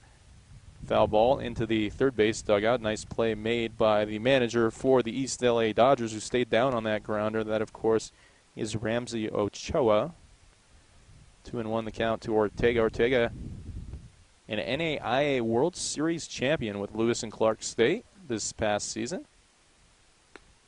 Takes high and away for ball 3, 3-1 the count. So hitter's pitch to come for Ortega, who I think was maybe asking for confirmation of the count to the home plate umpire. Johnny Reynoso is on deck. He's the one that started off this inning. An inning that now has seen the 10th man come up to the plate. And George Ortega takes this pitch, and it's called a strike in the outside corner. Kind of gritted his teeth and didn't really like the call. He's going to have to live with it and try to take advantage of this pitch here with Virgin still on third base. This one called strike 3 on the inside, and Ortega didn't like that call, but the damage has been done. Wow, has the damage been done in this inning. 10 hitters come up. It starts with Johnny Reynoso, who singles and scores. If you remember, he was really just generating the error there by the catcher because he stole third base off the pitcher, Ciorda, and then the catcher throws it in the left field because he had no time to react. Then also advancing on that play was Padlo, who stole second base, and he reached on a single himself. Had Alvarez fly out to center field. Alec Morbido singled and scored. Christian Kelly had an RBI single to the right side hole. Kyle Jackson had the RBI error he hit the ground ball to the second baseman, who threw it to shortstop to try to get the force out at second base, but an error was made on the catch by the shortstop, so that would go down as an error, but an RBI for Jackson. And then we had Nathan Virgin coming in for his first plate appearance and walking and scoring, and Michael Johnson struck out. Anthony Virgin, a 3-run triple, scoring Virgin, Jackson, and not Christian Kelly, but actually Fernando Escobar, who came in as a pinch runner. And then last but not least, George Ortega just struck out looking. So we just had to spend some time there to recap that long bottom of the 6th inning. And it took so long to recap that we're ready to start the top of the 7th with no music to be played here in between innings at Cal Poly Pomona. Top of the 7 we go, 6 to the score. The Inland Valley Pirates getting a 6th spot in the 6th inning. So 6 the magic number here today for the Pirates as Reynoso remains on the mound, called strike 1, and it's 0-1 to Josh Gonzalez. Gonzalez 1 for 2, had an RBI single back in the 5th inning and was absolutely gunned out by Christian Kelly when he was caught stealing. Line drive straight at Virgin, who makes the grab for the first out here in the inning. Anthony Virgin, the third baseman there. You got to make sure that you mention their first names because there's 2 of them, Anthony and Nathan. Nathan is in center field.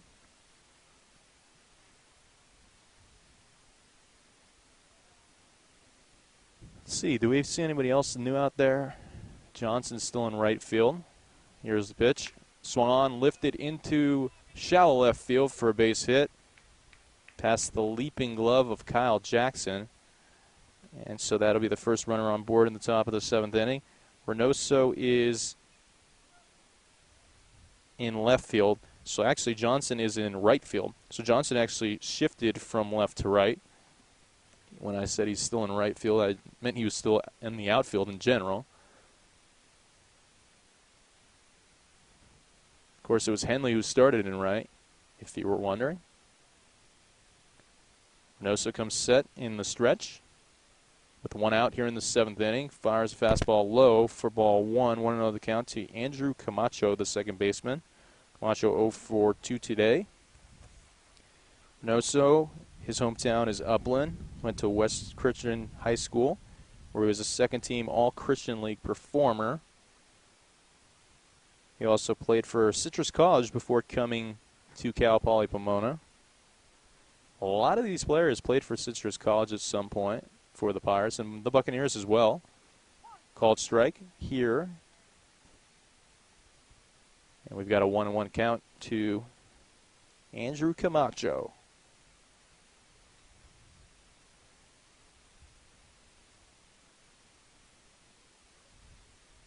Aaron, the middle brother, Mark the oldest, and Johnny the youngest for the Reynosos. Swung on and missed. Of course, Mark is not on the team this year. He was on the team last year, but he has graduated from Coppin State.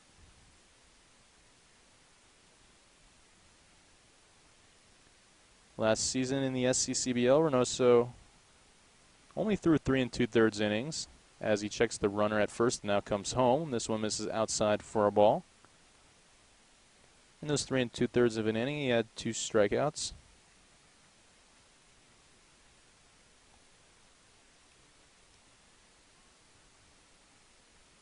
So he already pitched more innings this year than last year as he throws a pickoff throw to first base. Coming into today, he had 6 2/3 innings pitched. He's already at 7 2/3 for the season now. Or I should say 8 because he has an out here in this inning. But coming into today, he had 6 2/3 innings pitched, a 0 ERA, and 3 strikeouts. Here's the pitch from Reynoso, swung on and missed, and that is strike 3. So that'll be a strikeout for Reynoso, his first of the day. As up comes Pasica. Pasica has grounded out to the shortstop in both of his previous at-bats. So he's 0 for 2 here in game 1 of the doubleheader. Doubleheader, of course, starting at, well, it was scheduled for 2 o'clock, but didn't start until 2:18 as the umpires were late arrivals. Sidearm throw misses inside for ball 1. 1-0 the count here from Reynoso. And there were no hits for the first 4 innings. Score is 6-2. As we just had Timmy Mancia come by and ask what the score was. This one misses low. As Michael Koval is here. He is a really good pitcher for the Pirates, so I figure that we will get to see a lot of him in the next game of the doubleheader. We'll probably start. It's been the Koval and Erot show, so maybe both of them will kind of mix in 5 and 4 innings each. Reynoso fires in there for strike 2. I gotta say, I think that's one of the first times, or maybe the first time, when I ever had a player come in and pat me on the shoulder and ask what the score was during a game. Here's the pitch. Swung on, towering fly ball to shallow left field, covering a lot of ground, and now being called off was Virgin, the third baseman, by the shortstop Kyle Jackson, who makes the play, battling the sun. He looked back up towards the sun after he made the catch, but he did make the catch. That's really all that matters. So Aaron Reynoso with another solid inning here in the 7th, and it's time to stretch at Cal Poly Pomona. And welcome back to Cal Poly Pomona. So glad you joined us, Dave Sobera, on the play-by-play. To the bottom of the 7th we go in a 6-2 ball game. Pirates on top of the East LA Dodgers in their second game of the season. Of course, the third game will come later on today. This is a doubleheader between the red and the blue. Like you can hear, there's a pitch. This one misses low for ball 1 to Johnny Reynoso. Reynoso, entering the 6th inning, is the man who started out that crazy 6th inning for the Pirates in style. Lefty versus lefty. This one's called a strike. And it's worth noting again that literally there was nothing in the first 4 innings. In fact, there were only 5 total base runners, 1 for the Dodgers, 4 for the Pirates, as this one misses inside. Then all of a sudden the Dodgers, they score 1 run in the 5th. They actually broke up a no-hitter in the 5th at that point with 2 consecutive hits. And they tally on 1 more in the top of the 6th to take a 2-0 lead. And the Pirates, in the bottom of the 6th, come up and send the entire lineup up to the plate. All 10 guys scored 6 runs. And that's where we stand, up 6-2 here in the 7th inning. As Reynoso, we mentioned, was the guy who started it all. And he takes ball 4 on the outside. And so once again, leading off an inning and once again reaching base. And anytime you get that leadoff runner on base, the numbers go up astronomically in terms of being able to score at least 1 run in that inning. And the Pirates proved that in the 6th inning. In fact, the Pirates got 6 in that inning. Of course, Reynoso had the hit up the middle. Here comes Padlo. Padlo line drive into center field, right back from where it came from. And once again, the Pirates have their first 2 men on board here in the 7th. Here comes Andrew Alvarez. Alvarez 0 for 3, a couple of groundouts and a flyout in the 6th.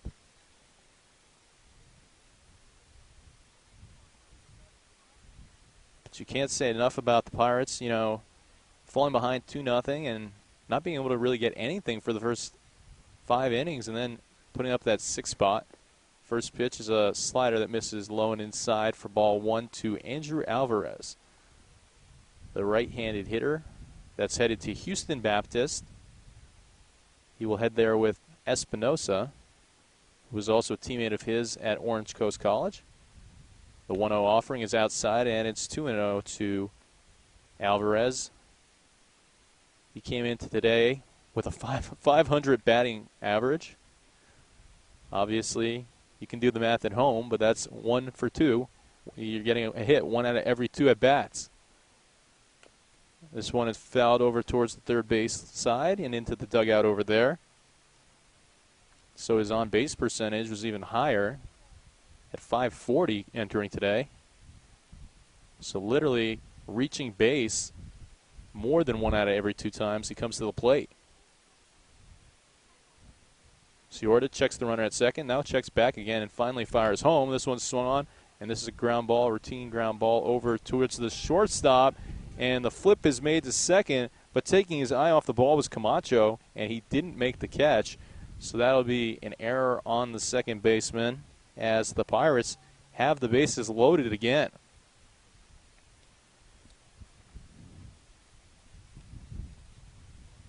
That's the second time that the Dodgers have made a play like that, and both middle infielders traded, flipping it to the other one, and both the shortstop and the second baseman made an error. One was in the 6th and one was in the 5th as Alec Morabito takes strike one on the outside corner, 0-1 to him. He is 1 for 3 with a single and a run scored today. Of course, scoring a run in that wild and wacky 6th inning. Pirates looking for another, I guess you could say, wild and wacky inning here in the 7th. As this one is fouled behind home plate. Bases are juiced for Alex Morabito, the cleanup hitter. Here's a pitch, swung on and missed.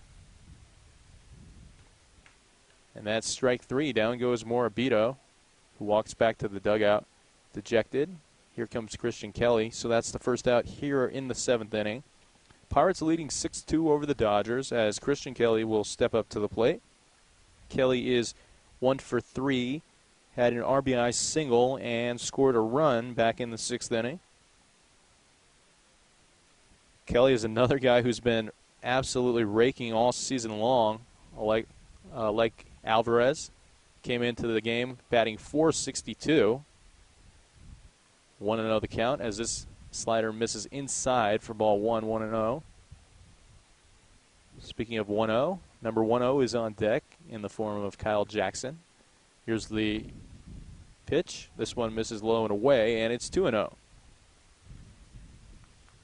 Mentioned the Inland Valley Buccaneers will be taking on these Inland Valley Pirates on Saturday in a doubleheader. Both of those games will be league contests. The first 3 were there were games that counted, but they were games that didn't count on the conference record.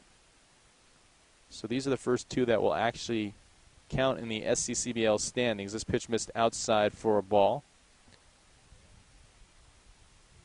So a big weekend for the Inland Valley Baseball Association on Saturday, as that will be ball 4, and that is a walk for Christian Kelly with the bases loaded, and that will be an RBI in that scenario as Johnny Reynoso comes home to score, and it's now 7-2.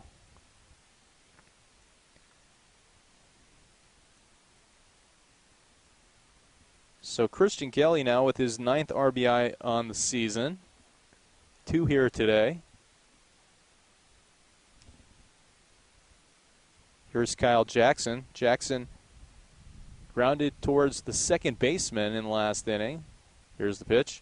Swung on, line drive to right center field. The center fielder makes a diving attempt, but it gets by him. In comes 1 run, rounding third and coming home to score will be Andrew Alvarez. There's a play at the plate. He slides around the play, and that'll be a 2-run single right there for Kyle Jackson, who now has 3 RBIs on the day.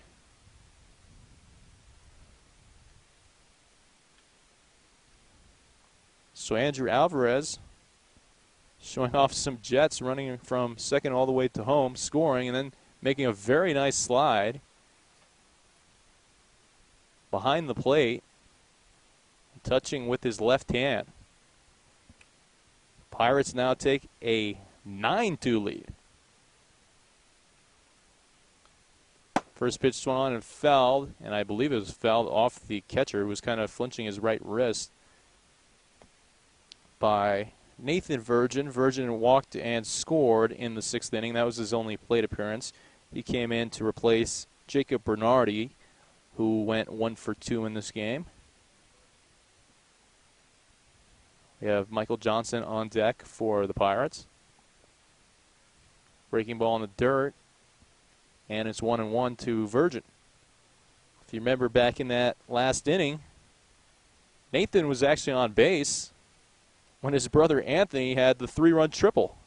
So his brother actually scored him on that play. It was an all-Virgin affair on that one, as this one misses low and away, and it's 2-1. course, there were a couple other people joining the party there. That was Kyle Jackson and Fernando Escobar who scored on that play as well. Play kick, and here's the pitch. Swung on, towering fly ball, out of play down the first base line. It's really amazing. And we really can't get over the fact that this is a team that the Pirates beat 10-0 the first time. And here today, at the end of 5.5, it was 2-0 Dodgers. And all of a sudden, in the 6th and 7th innings, the Pirates erupt for 9 runs. As this one is swung and fouled out of play down the first base line. And they might not be finished yet in those 6th and 7th innings, because there's only 1 out so far with 3 runs in the 7th. Once again, it was Johnny Reynoso who started off both innings, the 6th and the 7th. This time he got a walk. Then it was Jason Padlow to get a single. So the first 2 hitters reached base again in both of those innings, as Virgin continues this marathon affair with the pitcher Ciorda and fouls another one off. Andrew Alvarez reaches on an error, so the bases are loaded. Morbido strikes out. Then Christian Kelly draws a bases-loaded walk, which is an RBI. And Kyle Jackson, he has a 2-run single into center field, scoring Jason Padlow and Andrew Alvarez. So a lot of stuff to keep track of in these last 2 innings, as Virgin continues to foul it off and protect the plate. You're going to start, if this keeps up, you're going to start calling him Mr. Big 5, because they're going to have to go to Big 5 to get some more baseballs.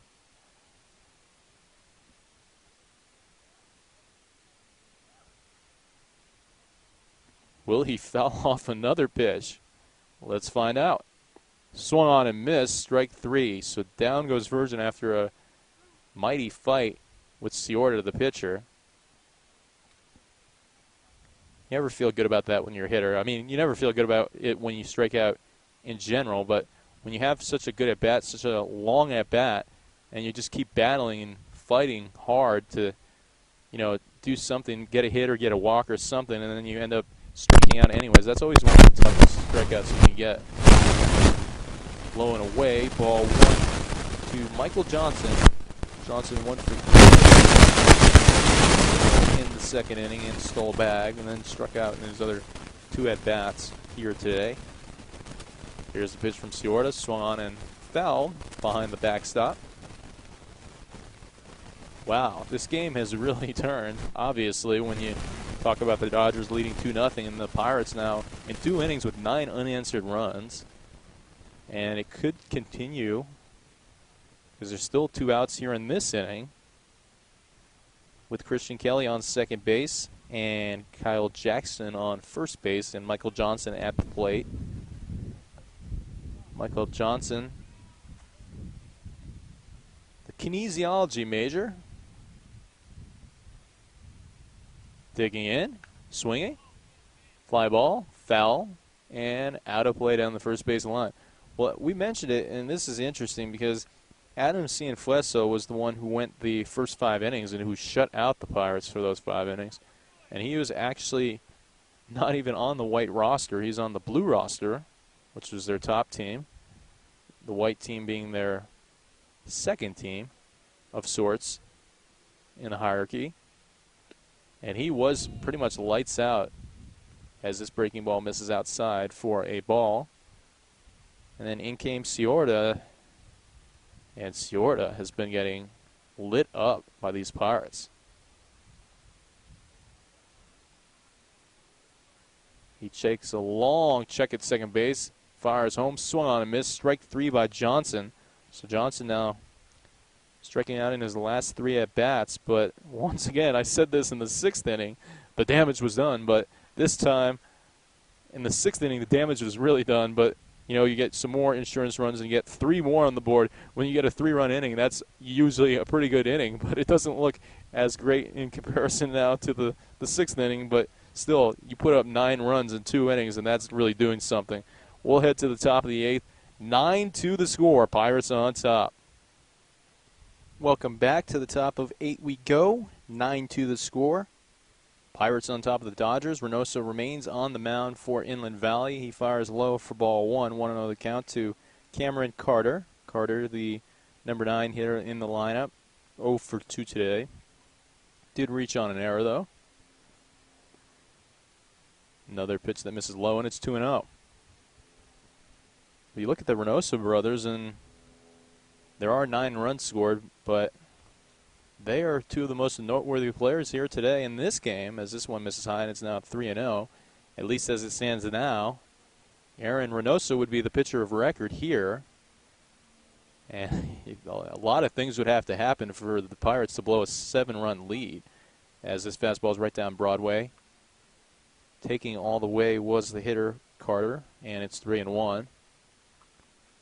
But as we just mentioned, another fastball. This one grounded to the left side, making a backhanded attempt is Jackson, and it will hit off the heel of his glove and shoot up into shallow left field.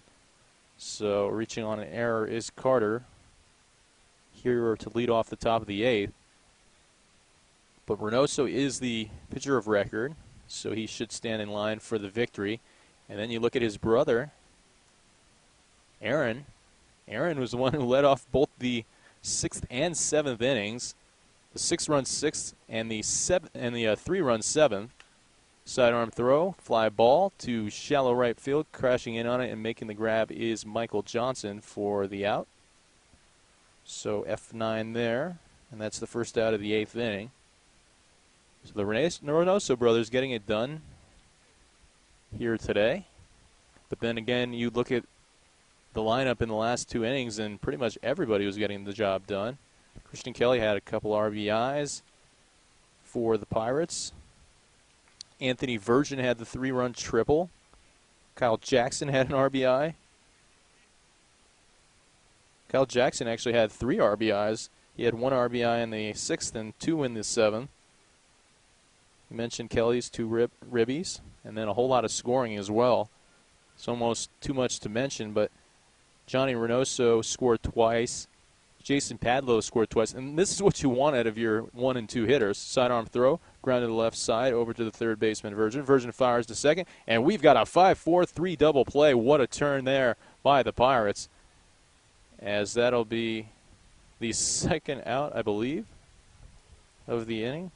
Sorry, that is the 3rd out. It's kind of weird because this is the 8th inning, and they're ending the game after 8, it looks like. So that's why I was kind of startled for a bit, because this game looks like it's only going 8, as the Pirates have met out at the mound, and they are shaking hands now. I guess the Dodgers have decided that they wanted to basically concede the final inning and just let's get the next game started. It's 9-2. You're not going to be able to make up 7 runs in 1 inning, although the Pirates did have 6 runs in that 6th inning. But that is a very interesting decision to kind of just say, you know what, we already lost this game and we're done after 8. So an interesting finish to Game 1 that only goes 8 innings. We'll try to update you on Twitter when Game 2 will start. We assume it'll start in about 30 minutes, and that's exactly what Charlie Reynoso just said. So 30 minutes from now would be 4:47 exactly. We believe that we will take some pictures and video for the first couple innings. We'll try to continue updating on Twitter. We will come back in the 3rd or 4th inning for Game 2, but we're going to take, I believe, some pictures and video for the website to make the website look even better, and then we'll come back in the 3rd or 4th inning. So that game will start at 4:47, but we'll probably be back on air around, I don't know, I want to say maybe, let's guess 5:30-ish. We'll guess around 5:30. We'll keep you updated regardless. We'll figure out what we're going to do for Game 2. We'll tweet whether or not, we might just start with the game and go the whole 9 with the game, or 8 if it goes 8, because this one ended after 8. Let's try to give you really quickly the roundup of what exactly happened. It was Brett Early who went the first 5 innings, and for 4 innings, he did not give up a hit. And then all of a sudden, giving up 2 hits in a row and 1-run scores. And so he goes out after 5 innings, but had a very, very good performance for the Inland Valley Pirates, striking out 4 in those 5 innings and only allowing that 1 run on a couple hits. And then in came Aaron Reynoso, and Reynoso goes 3 innings, gets the win. Had a couple strikeouts for the Pirates. And then when you look at the hitting, it's all pretty much happening in the 6th and 7th inning. You got 9 runs scored, 6 in the 6th, 3 in the 7th. And we mentioned it a lot, and I guess we can go through it again, but here are the highlights. And there's so many highlights, it's going to take a long time to read off. But you have Johnny Reynoso scoring 2 runs in those 2 innings. You have Jason Patlow also scoring 2 runs in those innings. Andrew Alvarez scored a run. Morabito scored a run.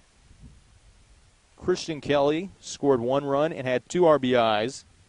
Kyle Jackson scored 1 run and had 3 RBIs. Nathan Virgin scored 1 run. And Anthony Virgin had 3 RBIs. That was all in 2 innings. And those are some pretty solid highlights here as the final score from Game 1 of the doubleheader from the Inland Valley Pirates and East LA Dodgers is 9-2. The Pirates will increase their record to 10-3 on the season and obviously remaining at 2-2 in the SCCBL. This is not a league matchup, and we mentioned the next league matchup will be against the Buccaneers on Saturday. But we have another game for you today, and we'll continue to keep you updated on Twitter on what exactly we're doing with Game 2 of the doubleheader. Thanks for joining us. I am Dave Sobera on the play-by-play. So glad that you have joined us here on Inland Valley Baseball for Game 1 of this doubleheader.